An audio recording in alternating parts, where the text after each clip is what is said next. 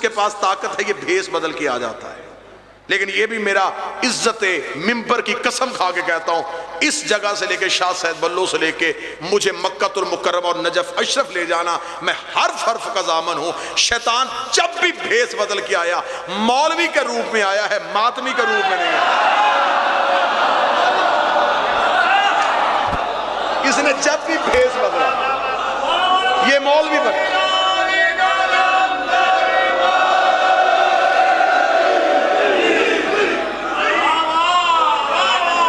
اس کے پاس بھیس ایک ہی ہے، اسی وجہ سے اسے ابلیس کہا جاتا ہے. ابلیس لفظ نکلا ہے لباس سے، لباس تبدیل کرنا، یعنی کہ اندر کچھ باہر کچھ. ہر چیز سے ابلیس روکتا ہے. قرآن کہتا ہے ان الصلاۃ تنہا عن الفحشاء والمنکر، بے شک نماز برائی سے اور بے حیائی سے روکتی ہے. ابلیس بہت بڑا نمازی تھا، نماز نے روکا کیوں نہیں؟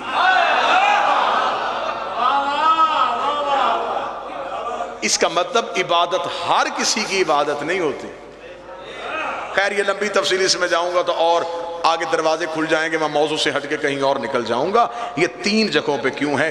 اس نے 3 حلیوں میں آ کے نبی کو گمراہ کرنا چاہا.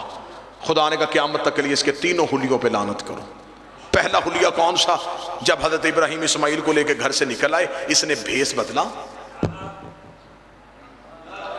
یہ چلا گیا حضرت ابراہیم کے دروازے پہ دستک دی.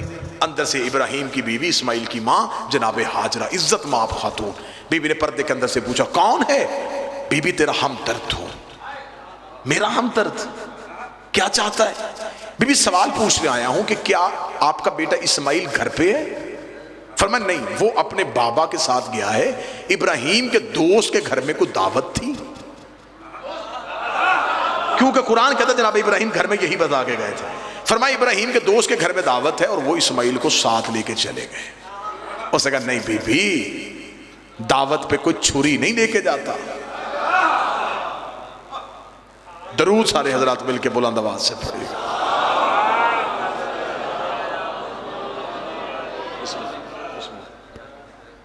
عزت مآب علی جناب شہنشاہ قصائد، میرے آپ کے ہم سب کے پسندیدہ ذاکر، ہم جن کے منتظر تھے وہ منتظر آ گئے.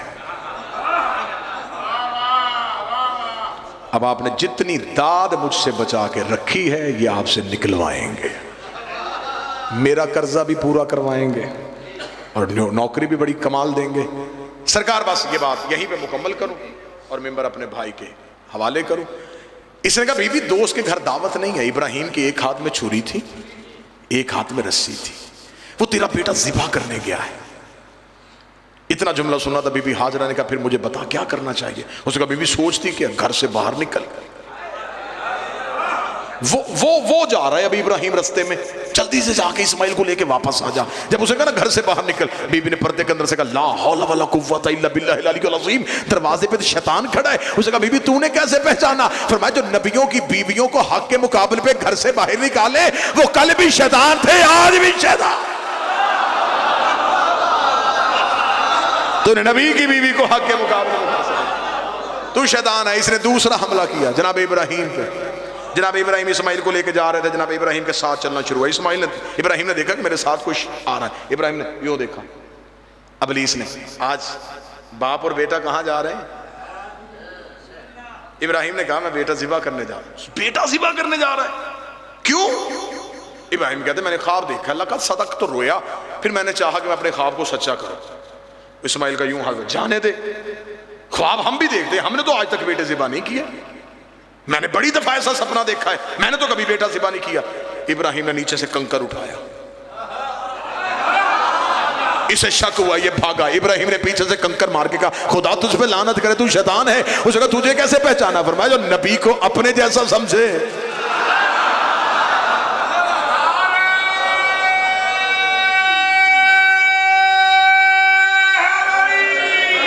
تیسرا اور آخری حملہ کیا اس نے بچپن کے اسماعیل پہ. اسماعیل جا رہے تھے, اسماعیل کے قریب آیا, اسماعیل کو جا کے کہنے لگا اسماعیل واپس پلٹ جا, تیری ماں دروازے پہ انتظار کر رہی ہے, تیرا باپ بوڑھا ہو گیا ہے, بڑھاپے میں دماغ صحیح کام نہیں کرتا, بڑھاپے میں ہر فیصلہ نہیں مانا کرتے. اتنا کہنا تھا, بچپن کے نبی نے نیچے سے پتھر اٹھا کے اسماعیل نے ابلیس کے پیچھے بھاگنا شروع کیا. خدا تجھ پہ لعنت کرے, تو شیطان ہے, مجھے بہکا رہا ہے. اسے کہا تیری ماں نے پہچانا چپ رہا, تیرے باپ نے پہچانا چپ رہا, تو بھی بچہ, تو نے کیسے پہچانا؟ اسماعیل نے کہا نبی بچپن میں بھی نبی ہوتا ہے, تجھے نہیں پتا جو نبیوں کے دماغ پہ شک کرے وہ کل بھی شیطان تھے, آج بھی شیطان. تو نے شک کیا میرے باپ کے دماغ. پورا حج ہے حسین کے عزادار کے مخالف کے منہ پہ تماچا. جب حج کرنے جاؤ تو اسی کعبے کے پردوں کے ساتھ لپٹ کے حسین نے کہا تھا اللہ کا گھر گواہ رہنا, تیری حرمت بچانے کے لیے حسین جائے.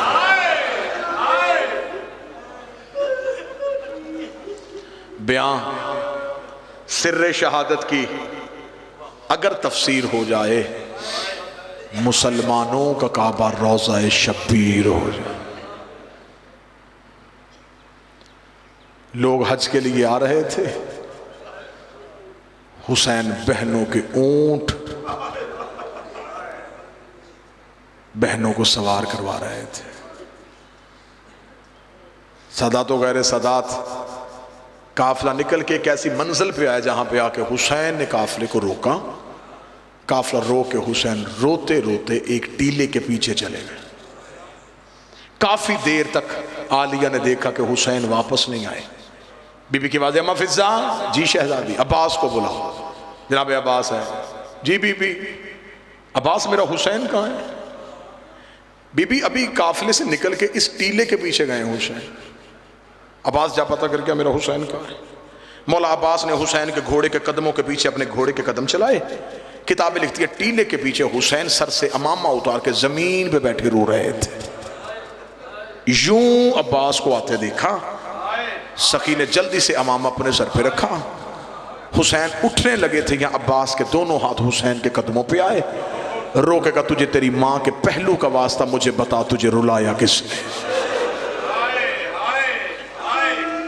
جب عباس نے رو کے کہا نا تجھے تیری ماں کے پہلو کا واسطہ, مجھے صرف اتنا بتا تجھے اس صحرا میں, تجھے اس ریگستان میں کس نے رلایا؟ حسین رو کے کہتے عباس میں تجھے اس لیے نہیں بتا رہا, عباس میں ہوں بابے کے صبر کا وارث, تو ہے بابے کے جلال کا وارث. عباس میں نے صبر کر لیا, تو کرے گا؟ منظر بھائی اتنا جملہ کہنا تھا, سخی عباس تڑپے تڑپ کے رو کے عباس نے یوں ہاتھ جوڑ کے حسین سے کہا مجھے صرف اتنا بتا میں نے صبر کرنے کتنے ہیں, مجھ سے سیدوں نے صبر کروانے کتنے ہیں. 19 رمضان میرے بابے کے سر پہ ضرب لگی, میں منتیں کر کے کہتا رہا قاتل ابھی کوفے میں, مجھے میری تلوار دے دے. تو نے کہا عباس میں غریب ہوں. مولا میں چپ نہیں کر گیا, 28 سفر کو میرے مرے کے جنازے پہ تیر چلتے رہے, میں رو کے کہتا رہا گھر سے مجھے تلوار دے, میں دیکھو کون حسن کو قبر رسول پہ دفن نہیں ہونے دیتا. بہن اور بھائی نے اکٹھے ہو کے کہا عباس ہم غریب ہیں. میں چپ نہیں کر گیا. 28 رجب کو اونٹ دروازے پہ آئے, میں منتیں کر کر کے کہتا رہا ایک تلوار مجھے دے دے, ایک مسلم کو دے دے, ایک محمد حنفیہ کو دے دے, ایک اپنے اکبر کو دے دے. تو علی کی بیٹیاں لے کے مدینے بیٹھا رہے, اگر شام سے پہلے کوفے کے دروازے پہ اپنا علم نہ لگاؤ مجھے علی کا لال نہ کہنا. تو نے کہا عباس میں غریب ہوں. مولا میں چپ نہیں کر گیا. مولا تو نے چلتے ہوئے محمل سے اکبر کی بہن کو اتارا. میں رو رو کے کہتا رہا جہاں سکینہ جا رہی ہے وہاں سغرا کو جانے. تو نے کہا عباس میں غریب. مولا میں چپ نہیں کر گیا. مولا کتنے صبر کروانے. حسین رو کے کہتے عباس میرا لال حوصلہ, عباس حوصلہ.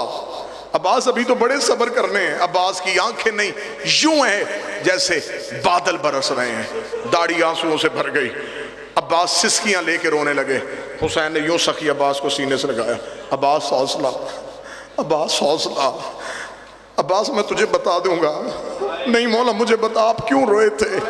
عباس اتنا کیوں بار بار پوچھ رہا ہے. عباس رو کہتے میری مجبوری ہے مولا, آپ کو عالیہ نے بلایا ہے. ابھی آپ عالیہ کے محمل کے قریب جائیں گے, علی کی بیٹی تیری آنکھیں دیکھے گی. اگر تیری آنکھ آنسو زینب کو نظر آ گیا, زینب نے مجھے بلا کے پوچھ لیا عباس تو بھی زندہ رہا, حسین بھی روتا رہا. مولا میں کیا جواب دوں گا. हुसैन ने आखिरी सदर, हुसैन तड़पे, हुसैन ने तड़प के कहा अब्बास फिर वादा कर, अगर मैं तुझे बताऊंगा तू सब्र करेगा। सब्र का नाम आना था। अब्बास रोए, अब्बास रो के कहते सिर्फ वादा नहीं, मैं बकिए वाली ज़हरा ज़ामन देता हूँ, आप बताएं मैं सब्र करूँगा। इतना जुमला कहना सरकार, मैं आपकी नज़र जुमला करने लगा, इतना जुमला कहना था। या हुसैन ने रो के कहा अब्बास अब ज़रा मेरी दो उंगलियों के दरमियान देख। अब्बास ने दो उंगलियों के दरमियान देखा। अब्बास ने कहते मौला कोई दारुल अमारा की छत है, कोई गरीब मुसाफिर है, उसके अबरू कटे हुए हैं, मौला उसकी गर्दन में नंगी तलवार है, मौला कभी वो मदीने को देखता है, कभी वो नजफ को देखता है। हुसैन की आवाज आई अब्बास पहचान ये कौन है। अब्बास ने हसरत के हाथ मले। अब्बास की आवाज आई है मौला कहीं मेरी रुकैया तो नहीं उजड़ गई। आवाज आई हाँ ये मेरा मुस्लिम है, मुस्लिम का नाम आना था। अब्बास ने तलवार रेत पे फेंकी, रो के कहा तुझे तेरी मां का वास्ता, मैं जंग नहीं करता, एक दफा जमीन की तनाबे खींच, मुझे कूफे पहुंचा। हुसैन का कूफे जाके क्या करेगा? फरमाया परदेश में लाशा कौन उठाएगा, मुस्लिम का जनाजा कौन पढ़ेगा। आवाज आई अब जरा जमीन पे देख। अब्बास की आवाज आई मौला उंगलियां हटा ले, एक काले बुरके वाली बीबी है जिसका पहलू पे हाथ है, दारुल अमारा के नीचे अपनी चादर फैला के रो के कह रही है आओ मेरे गरीब का वकील बेटा, आओ मेरा करबला का पहला